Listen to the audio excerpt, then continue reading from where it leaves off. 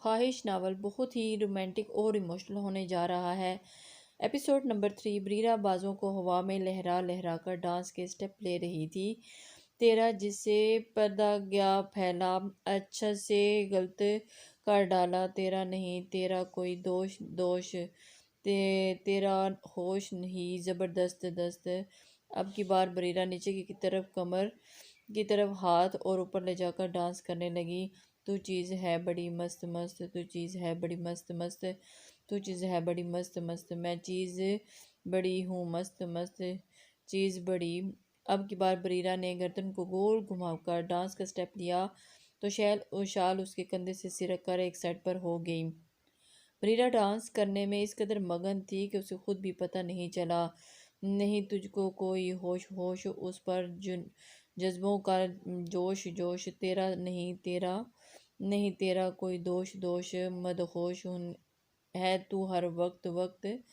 अब की बार जब बरीरा डांस के स्टेप लेते हुए गोल गोल घूमती तो बाल उसकी कमर साइड हो जाते और उसकी कमर नज़र आने लगती। अजलान ने नज़र घुमाकर इधर उधर इर्द गिर्द देखा तो सब बड़े इनमहाक से बरीरा को ही देख रहे थे। जवाद की नज़र भी बरीरा की कमर पर ही थी। अजलान ने गुस्से से ड्रम को साइड पर फेंका और जाकर बरीरा को बाजुओं से पकड़कर अपनी तरफ खींच लिया और उसके कंधे पर सेट करके शाल दी। सब डॉक्टर्स ने सवालिया नज़रों से अजलान की जानिब देखा। अजलान ने सब डॉक्टर की नज़रों में सवाल देकर खुद भी बरीरा के साथ डांस के स्टेप्स लेने शुरू कर दिए।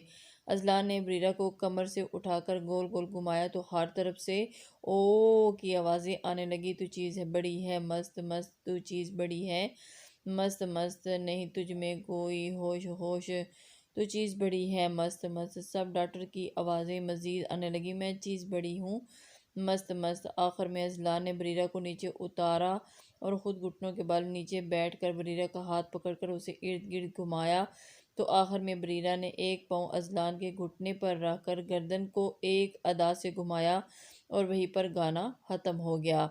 सब डॉक्टर्स ने ज़बरदस्त हूटिंग की और उन दोनों की तारीफ़ की जिसे इन दोनों ने खुशी खुशी कबूल किया। वैसे अच्छा ड्रम बजा लेते हो। बरीरा बालों की लत इनको कानों के पीछे अड़सते हुए बोली। और डांस? अजलान ने मुस्कुराते हुए पूछा। वो भी गुजारे लायक ही कर लेते हैं। बरीरा ने इर्द गिर्द देखते हुए तुम तो बहुत अच्छा डांस करती हो, पता है मुझे। बरीरा मुंह के जाविये बनाते हुए बोली। बंदा थैंक्स ही बोल देता है, सच्ची तारीफ तो ही करो। मैंने तो सच्ची ही तारीफ की थी, तुम आज बहुत प्यारी लग रही थी, बहुत खूबसूरत। अजलान अपनी बात कहते बाकी डॉक्टर्स के साथ बैठ गया तो बरीरा भी सबकी जानिब चल दी। कसम से यार, बरीरा और अजलान ने तो आज महफिल ही लूट ली। डॉक्टर ज़ारा हंसते हुए कहती हैं, चलें अब आप सब के अपने घर जाएं, रात बहुत हो चुकी है। हमारा सबको घर जाने का कहता है और इस तरह से ये सब लोग एक खूबसूरत शाम गुजार कर अपने घर को लौटते हैं। ऑफिस में आज बहुत काम है जिसकी वजह से नाजली काफ़ी लेट हो जाती है। टर्न टर्न की। हेलो जी मामा, मैं बस आ रही हूँ। नहीं, ऑफिस में हूँ, बस अभी निकलती हूँ, अल्लाह हाफिज़। नाजली अपनी मामा से फ़ोन पर बात कहती हुई, मिस नाजली आप अभी तक यहाँ क्या कर रही हैं? रेहान नाजली से पूछता है। वो कुछ नहीं सर, बस घर जा रही हूँ। अच्छा, तो कैसे जाएंगी घर आप? सर कैब करवा लूँगी और चली जाऊँगी। नहीं, are you serious miss Nazli? इस वक्त कैब से जाना ठीक नहीं, मैं बाहर आपका वेट कर रहा हूँ। अपना सामान समेटें और बाहर आएँ। रेहान बगैर नाजली की कोई बात सुने बाहर चला जाता है। समझता क्या है, खुद को खड़ूस ना हो तो नाजली भी पैर पटकते ही बाहर की तरफ जाती है। ये एक ब्लैक रूम का मंजर था जहाँ वो स्याह हुडी पहनने को एक दीवार घूरने में मसरूफ था। एलो फाइल और ये सारी टेबल पर क्या क्या इसने एवल सर्द आवाज़ 15 साल की बच्ची का रेप। सामने वाली इतनी ही सर्द आवाज़ में जवाब देता है। उसके जवाब पर एवल अपनी गुस्से में लाल हुई आंखें उठाकर देखता है और फाइल लेकर कमरे से बाहर चला जाता है। रात के अंधेरे में एक गाड़ी फुल म्यूजिक चलाकर हाईवे पर जा रही थी। उस गाड़ी में मौजूद 26 साल अय्याश लड़का अपने अंजाम से बेखबर मस्ती में मगन था। अचानक से गाड़ी सड़क पर रोक जाती है। अबे यार, क्या प्रॉब्लम हो गई है इसको? वो कहते ही गाड़ी से नीचे उतरता है। बे यार, ये टायर कैसे फटा? शिट, इस वक्त कोई मैकेनिक भी नहीं मिलेगा, साला आज ही तो ख़राब होना। तो वह नहायत बदतमीज़ी से कहते इधर उधर देखता है। जब भी उसे सामने से कोई वजूद उसे करीब आता दिखाई दे। कौन है वहाँ? तेरी मौत। सामने से दो लफ्जी जवाब आता। कुकु क्या मतलब है? कुकु कौन? तुम लड़का अटकते हुए पूछा। तेरे किए गुनाहों की सज़ा। इन जुमलों के साथ ही फिजा में 3 गोलियों के चलने की आवाज़ आती, फिर उसके बाद मुकम्मल खामोशी। इमरजेंसी केस है, हालत बहुत क्रिटिकल है। खून में लथपथ लोगों को अस्पताल लाया जाता है और माय गॉड, जल्दी ने इमरजेंसी वार्ड में ले जाकर। अजलान तेजी से कहता है क्या हुआ, इन्हें बरीरा नर्स से पूछती है। इनका सीरियस एक्सीडेंट हुआ है, दोनों हस्बैंड वाइफ है और वो लेडी 9 मंथ प्रेगनेंट है। ठीक है, हम इलाज शुरू करते हैं, आओ बरीरा मेरे साथ, अजलान कहते हुए रोज़ रूम्स की तरफ चले जाता है। 2 घंटे के बाद अब मिसिज यासर की हालत काफ़ी बेहतर है, उन्हें होश भी आ चुका है, लेकिन डॉक्टर हमें इन्हें अभी यही रखना होगा। बरीरा अजलान से कहती है यासर साहब की हालत कैसी है। अभी बरीरा अजलान से पूछती है पहले से तो बेहतर है मगर होश नहीं आया अभी तक। अजलान जवाब देता है अल्लाह बेहतर करेगा, आप फिक्र न करें। डॉक्टर सुल्तान मुझे आपसे बात करनी है। जी कहें बेगम, क्या बात है। सुल्तान शाह मोहब्बत मुझसे नवीन बेगम से पूछती हैं आपको नाजली कैसी लगी। नवीन सुल्तान से पूछती है वो लड़की जो रेहान की सेक्रेटरी है। सुल्तान शाह कहते हैं जी जी वही बच्ची अच्छी है, मेहनती और ईमानदार भी है, लेकिन आप क्यों पूछ रही हैं। सुल्तान उलझन से पूछते हैं वो बच्ची मुझे रेहान के लिए बहुत पसंद आई है, मासूम सी है, आपका क्या ख्याल है इस बारे में। नवीन सुल्तान शाह से पूछती है देखें बेगम, मुझे तो कोई एतराज़ नहीं, लेकिन आप कुछ भी करने से पहले एक बार रेहान से ज़रूर पूछ लेंगे वो क्या चाहता है। सुल्तान शाह नवीन से कहते हैं और सोने के लिए लेट जाते हैं। तो कैसी तबीयत है आपकी आप बरीरा मिसिज़ यासर से पूछती हैं जो मुकम्मल होश में होती हैं। जी डॉक्टर अब मैं काफ़ी बेहतर हूँ। यासर कैसी हैं, वो ठीक तो है ना। मुकद्दस मिसिज़ यासर बरीरा से पूछती हैं जी वो बिल्कुल ठीक है, आप परेशान ना हो, इस हालत में आपका स्ट्रेस लेना ठीक नहीं। ज़बरीरा चेहरे पर मुस्कुराहट लाकर कहती हैं अच्छा अब आप आराम करें, मैं चलती हूँ। बाहर आकर बरीरा एक लंबी सांस खारिज करती है। डॉक्टर अजलान बरीरा के सामने गुजरते हुए अजलान को आवाज़ देती है। हाँ बरीरा बोलो। अजलान बरीरा के करीब जाते हुए कहता है हम थोड़ी देर बात कर सकते हैं। बरीरा पूछती है हाँ ज़रूर, अभी लंच टाइम है, आओ के कैंटीन में चलते हैं, साथ साथ बात भी कर लेंगे। अजलान बरीरा से कहते हुए कैंटीन की तरफ जाने लगते हैं और बरीरा भी उसके पीछे हो जाती है। चलो ऑर्डर करो जल्दी से। अजलान कैंटीन में मौजूद बरीरा से कहते हैं हाँ आप एक bowl pasta with double cheese, एक प्लेट फ्राइज़ और सॉफ्ट ड्रिंक कर दें। बरीरा सोचते हुए खड़ी होगी वेटर को। अजलान अब आप अपना ऑर्डर भी कर लें, जबकि अजलान जो समझ रहा होता है कि बरीरा ने ये सब कुछ उनके दोनों के लिए मंगवाया। अकेली बात सुनकर अजलान का मुंह खुला ही रह गया। हम करता हूँ एक बर्गर मुझे। अजलान का ऑर्डर लेते ही वेटर वहाँ से चला जाता है। हाँ बरीरा तुमने बात करनी है वो मैं आपके यासर साहब के बारे में जानना चाहती हूँ। उन्हें होश नहीं आया। नहीं मिसिज़ यासर उनके लिए बहुत फिक्रमंद है, वो तो आप जानती हैं उनकी कंडीशन में स्ट्रेस लेना उनके लिए बिल्कुल भी ठीक नहीं है। बरीरा एक ही सांस में अपनी बात कह देती है उनकी कंडीशन तो अब बिल्कुल स्टेबल है मगर होश अभी तक नहीं आया। अजलान ने संजीदगी से कहा पुलिस को सुबह ही मुल्क के बाहर जाना था और सियासतदान के बेटे लाश मिली है और उनकी गाड़ी वाज़िया तौर पर एवल कोइन। अजलान आराम से बरीरा से खाते हुए देख रहा होता है और कि जो कि दुनिया का होश बुलाकर से लोग खाने में मगन होती है। डॉक्टर प्लीज़ आप जल्दी चलें, आपके मरीज की हालत बिगड़ रही है। अचानक एक नर्स आकर बरीरा से कहती है हाँ चलो जल्दी चलो। अजलान मिस्टर यासी के पास जाए, उन्हें होश में लाने की कोशिश करें। लेबर रूम में जाती हुई दोनों बातें करके अलग अलग समत भागते हैं। तो नाजरीन जैसे ही आप देख सकते हैं कि मुल्क के जाने माने सियासतदान के बेटे बहुत ही बेरहमी से के साथ मारकर सड़क पर फेंक दिया गया है। सुनने में आया है कि ये रेप केसेस में मुलविस था और अपने पैसे और पावर की वजह से हर बार बच जाता था, लेकिन इस बार उधा का खौफ जिन लड़कियों को जिंदा दरिंदा नोचते हैं। आज लड़कियां एवल क्वीन आई है जो इनके अंजाम तक पहुंचाएगी। न्यूज़ एंकर चीख चीख कर बता रहा था। मजलूम लोग इस नामालूम एवल क्वीन को दुआएं दे रहे थे। हाँ शुक्र है। बरीरा एक लंबी सांस लेकर एक नन्ही सी जान को लेकर लेबर रूम से बाहर आती है। सामने ही उसे अजलान और यासर खड़े नजर आते हैं। मुबारक को बेटी हुई आपको। या बरीरा यासर की तरफ देखते हुए कहती है और बच्ची को उसे देती है। और यहाँ क्या कर रहे हैं, बरीरा अजलान से पूछती है। वो जब उन्हें होश आया तो उन्होंने अपने वाइफ के बारे में पूछा तो मैं उन्हें उनकी कंडीशन बताई तो ये जिद करके मेरे साथ ही आ गए। अजलान बरीरा को तफसील बताता है। डॉक्टर मेरी बीवी कैसी है, यासर बरीरा से पूछता है। वो बिल्कुल ठीक है, हम इन्हें रूम में शिफ्ट कर रहे हैं, फिर आप उनसे मिल सकते हैं। बरीरा कहते हुए उसे वापस लेबर रूम में चली जाती है और अजलान और यासर नन्ही सी मासूम बच्ची में मसरूफ़ हो जाते हैं। तो आप इसका क्या नाम रखेंगे। बरीरा खुश होते ही मुकद्दस से पूछती है सच बताओ तो ये सब सिर्फ आप दोनों की वजह से हुआ है, वरना मुझे तो लगा था कि मैं अपना बच्चा यासर दोनों खो दूंगा। मुकद्दस अफसुर्दगी से कहती है ऐसी बात नहीं, अल्लाह की ज़ात बेनियाज है, किसी को इसकी बर्दाश्त से ज़्यादा तकलीफ़ नहीं देता मेरा रब। बरीरा मुस्कुराते हुए कहती है आप अच्छी डॉक्टर है और मैं अपनी बेटी का नाम बरीरा ही रखूँगी ताकि ये भी आप जैसी बने प्यारी और सच्चे दिल की मालिक। आई क्या वाकई आप मुझसे मुतासिर होकर अपनी बेटी का नाम बरीरा रखेंगी? कसम से दिल खुश कर दिया आपने तो मेरा। बरीरा उछलते हुए कहती है, 1 मिनट में क्या आप लोग वाकई में अपनी बेटी का नाम बरीरा रखना चाहते हैं? मेरा मतलब है एक बार अच्छे से सोच लें। बच्चे के मुस्तकबिल का सवाल है। आखिर अजलान संजीदगी से कहता है, आखिर आपकी बात का मतलब क्या है? डॉक्टर बरीरा आंखें छोटी करके अजलान से कहती है, नहीं, हम अपनी बेटी का नाम बरीरा ही रखेंगे और नाम भी बहुत पसंद है। इन दोनों की लड़ाई बढ़ते हुए देखकर यासिर फौरन से कहता है, चलिए आप लोगों की मर्जी है पर दुआ करें कि इसका दिमाग बरीरा पर ना जाए। अजलान अपनी मुस्कुराहट छुपा कर कहते हैं, हम आप तो जलते हैं मुझसे। बरीरा मुंह बनाकर कहती है, कमरे से निकल जाती है और फिर उन तीनों का कह का बेसाख्ता होता है। अस्सलाम वालेकुम आंटी, कैसी हैं आप? बरीरा आज हॉस्पिटल से सीधा नाजली के घर जाती है। मैं ठीक हूँ बेटा, तुम कैसी हो? अब तो तुम बहुत काम आती हो। और नाजली तो अभी घर है ही नहीं, ऑफिस ही है अभी तक। साइमा साहिबा बरीरा से कहती है, आंटी बस मसरूफियत इतनी होगी है कि टाइम नहीं मिलता और आज नाजली से नहीं आपसे मिलने आई हूँ। बरीरा साइमा साहिबा को जवाब देती है, मुझसे हैरियत? साइमा थोड़ा फिक्रमंद होकर वो, जी जी आंटी, सब खरीदता है, बस 2 दिन बाद नाजली का बर्थडे है तो मैं सोच रही थी कि क्यों ना हम सब मिलकर नाजली को सरप्राइज पार्टी दें। बरीरा अपना आइडिया साइमा साहिबा से शेयर करती है, हाँ बिल्कुल ठीक है, मैं आज ही सफदर से बात करती हूँ। साइमा साहिबा से कहती हैं, वेरी गुड आंटी, आपने बस इतना ख्याल रखना है कि नाजली को इस बारे में कुछ पता ना चले और पार्टी वाले दिन नाजली को रेडी करने की जिम्मेदारी भी आपकी है, बाकी सब मैं संभालूंगी। बरीरा साइमा साहिबा से कहती है, वहाँ से उठकर चली जाती है। Good evening sir. Army uniform में मौजूद वो बेहोफ लड़की कर्नल के सामने कहती है, गुड इवनिंग ऑफिसर, क्या आप तो क्या मालूम है आपको एवल के बारे में? अब तक कर्नल अपने सामने खड़ी एवल को इनसे पूछते हैं, सर डियोल का काफ़ी माल पकड़ा जा चुका है और उसका एक क्लब भी बंद हो चुका है, जबकि इसकी परमानेंट लोकेशन मालूम नहीं हुई। अभी तक हमारी टीम कोशिश कर रही है, इंशाल्लाह जल्दी से डेवल को पकड़ने में कामयाब होंगे। क्वीन कर्नल को तफसील बताती है, गुड ऑफिसर, ये मिशन बहुत अहम और डेंजरस है, सो बी केयरफुल।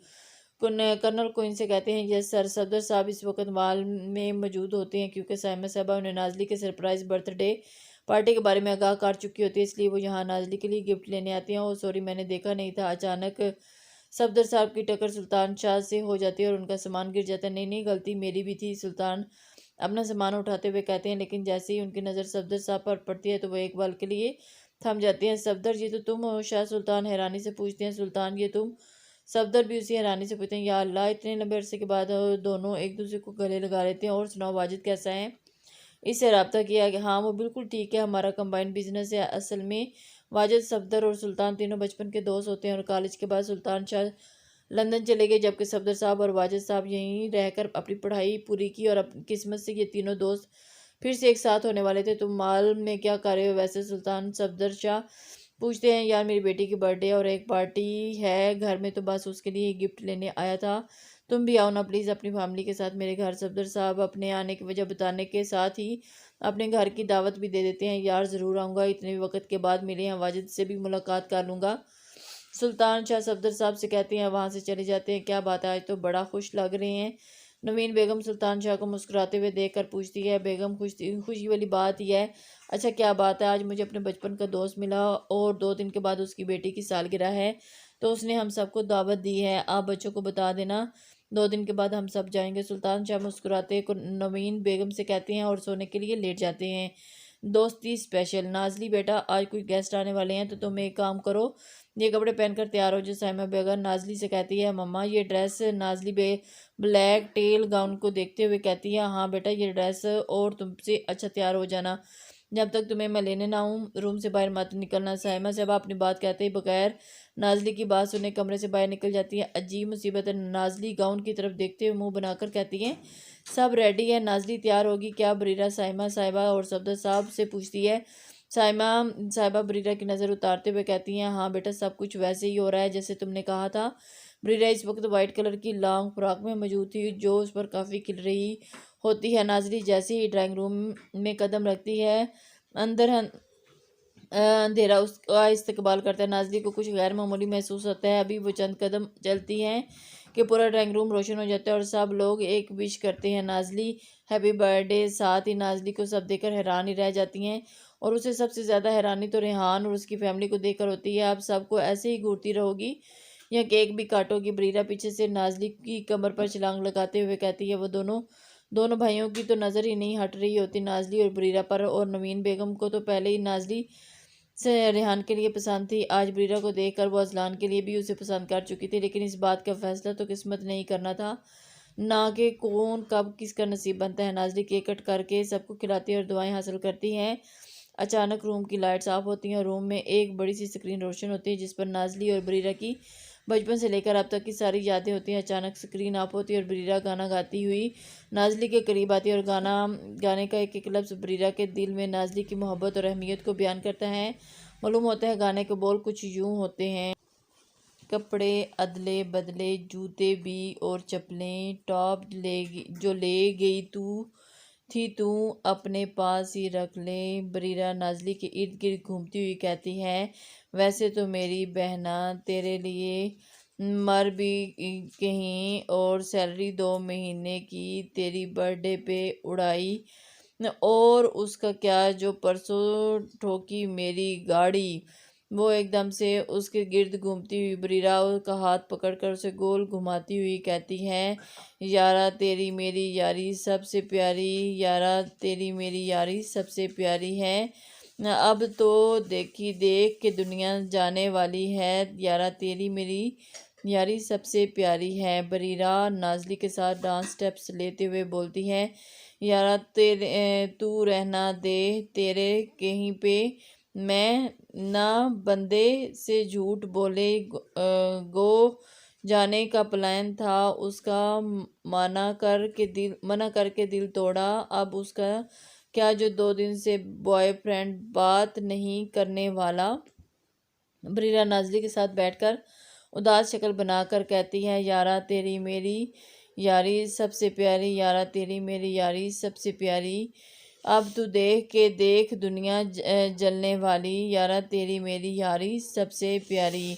बरीरा नाज़ली के गिर चक्कर लगाते हुए कहती है, सब लोग इन दोनों को देख देख कर खुश हो रहे होते हैं और सुल्तान समझ अच्छा जी शमे भी बुलाएं, कैसे दोस्त नहीं ऐसे मिलते तुम्हारे जैसे, मुझे पागल जो कभी खोलते हैं, चाहे पास में नहीं हो पैसे, सालों मिलते रहें बच्चे तो याद आएंगे यारी। अब की बार नाज़ली बरीरा का हाथ में माइक लेकर गाना गाती है, यारा तेरी मेरी यारी सबसे प्यारी, यारा तेरी मेरी यारी सबसे प्यारी। और अब तो देख देख के दुनिया जलने वाली, यारा तेरी मेरी यारी सबसे प्यारी। बरीरा नाज़ली और बरीरा एक साथ गाने के आखिरी बोल अदा करती हैं और खुशी से एक दूसरे को गले लगाती हैं, और सब लोग नाज़ली और बरीरा को देखकर बहुत खुश होते हैं और उनकी दोस्ती को हमेशा के लिए कायम रहने की दुआ करते हैं। सब लोग बहुत अच्छे माहौल में डिनर करते हैं। वाजिद, सफदर और सुल्तान तो पुराने किस्से के करके बैठ जाते हैं, जबकि ख़वातीन अपनी बातों में मसरूफ़ हो जाती हैं। नाज़ली और बरीरा पोज बना बना कर सेल्फी लेने में मगन होती हैं, जबकि दोनों लड़के उनके चेहरे के जाविये देख देख कर अपनी हंसी कंट्रोल कर रहे होते हैं। सुल्तान शाह और सफदर साहब और वाजिद साहब को उनकी फैमिली समेत दोनों दावत पर इनवाइट करते हुए इन्हें खुदा हाफिज़ कहकर चले जाते हैं। शाह इंडस्ट्रीज़ नाज़ली जैसे ही ऑफिस एंटर होती है तो उसे रेहान अपने केबिन में बुलाता है। नाज़ली अल्लाह का नाम लेकर रेहान के केबिन में जाती है। I miss Nazli. रेहान नाज़ली को दरवाजे में खड़ा देखकर कहता है, नाज़ली। रेहान के मिस नाज़ली हैप्पी बर्थडे के सामने कुर्सी पर बैठ जाती है और ये आपके लिए। रेहान सामने बैठी नाज़ली की तरफ नीले रंग की मुखमली डबिया बढ़ाते हुए कहता है, ये क्या है सर। नाज़ली रेहान की जानिब सवालिया देखते हुए पूछती है, आज आपकी बर्थडे है और मुझे दावत पे आते हुए बिल्कुल भी इस बात के इल्म नहीं था, इसलिए ये आपकी बर्थडे का तोहफा है। रेहान नाज़ली की तरफ देखते हुए नरमी से कहता है, सर बहुत शुक्रिया लेकिन मैं ये नहीं ले सकती। रेहान से कहती है, मिस नाज़ली तोहफा लेने से इनकार नहीं करना चाहिए, सामने वाले का दिल भी टूट सकता है। रेहान आंखों में इशरात लिए नाज़ली से कहता है, अच्छा आप उसको खोल कर तो देखें, अगर पसंद ना आए तो लुटा दीजिएगा आपकी बार। रेहान नरमी से कहता है, नाज़ली इस बात में गर्दश से सारा हटाते हुए डबिया खोलता है और उसके अंदर से एक बहुत खूबसूरत नाजुक सा ब्रेसलेट निकालता है, जिस पर वाइट गोल्ड का काम नफासत से हुआ होता है। नाज़ली को वाकई ब्रेसलेट बहुत पसंद आता है। पसंद आया। रेहान के सवाल पर नाज़रीन ने बेसाख्ता अपनी गर्दन इस बात में हिलाई, यानी आपको मेरा तोहफा पसंद है। मुस्कुराहट लिए खो सी जाती है और उसे शुक्रिया बोलते हुए जल्दी से रूम से निकल जाती है। नाज़रीन रूम से बाहर आकर एक लंबा सांस लेती है।